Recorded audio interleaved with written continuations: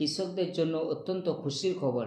আজ 20 জুন প্রধানমন্ত্রী নরেন্দ্র মোদী সরাসরি কৃষকদের অ্যাকাউন্টে পিএম কিষাণের প্রকল্পের পরবর্তী কিস্তির টাকা রিলিজ করতে চলেছে। অনেকে মনে প্রশ্ন, কে কত টাকা পাবেন? কেউ কি 4,000 টাকা পাবেন, কেউ কি 2,000 টাকা পাবেন, কেউ কি 6,000 টাকা পাবেন, কেউ কি 8,000 টাকা পেতে পারেন।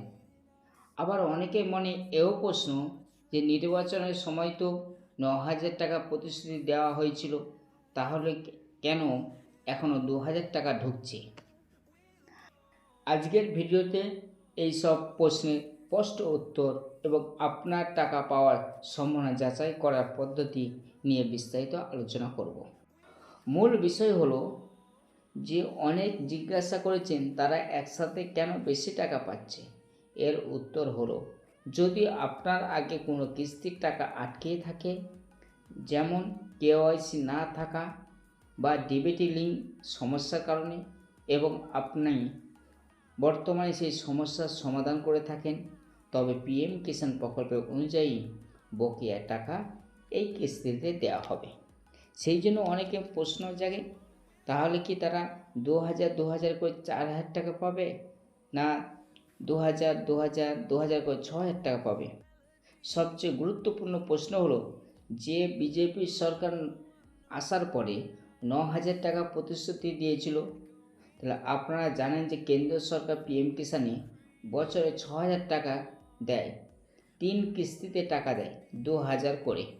বিজেপি সরকার ভোটে জেতার পর অতিরিক্ত 3,000 টাকা রাজ্য থেকে দেওয়ার প্রতিশ্রুতি দিয়েছিল। কিন্তু মনে রাখবেন, কোনো সরকারের প্রতিশ্রুতি বাস্তবায়নের জন্য একটি নির্দিষ্ট প্রক্রিয়ার প্রয়োজন হয়। এখনও পর্যন্ত বাড়তি 1,000 টাকা, মোট 3,000 টাকা প্রতি কিস্তিতে দেওয়ার বিষয়ে কোনো অফিসিয়ালি বা সরকারি নির্দেশিকা বাজেট ঘোষণা হয়নি। আগামী 22শে জুন রাজ্যে বাজেট পেশ হবে, সেখানে এই বিষয়ে বিস্তারিত ঘোষণা আশা করা যাবে। তাই বর্তমান সরকার 2,000 টাকার কিস্তি আপনারা পাচ্ছেন, সুতরাং এখন 2,000 টাকা পাওয়া যাচ্ছে বলে হতাশ হওয়ার কিছু নেই। আশা করছি বাজেটে ঘোষণার আর কৃষি বিষয়ে প্রতিটি সঠিক আপডেট সবার আগে পেতে আমাদের চ্যানেলটি সাবস্ক্রাইব করে বেল আইকনটি অন করে রাখুন। ধন্যবাদ। সুস্থ থাকবেন, ভালো থাকবেন।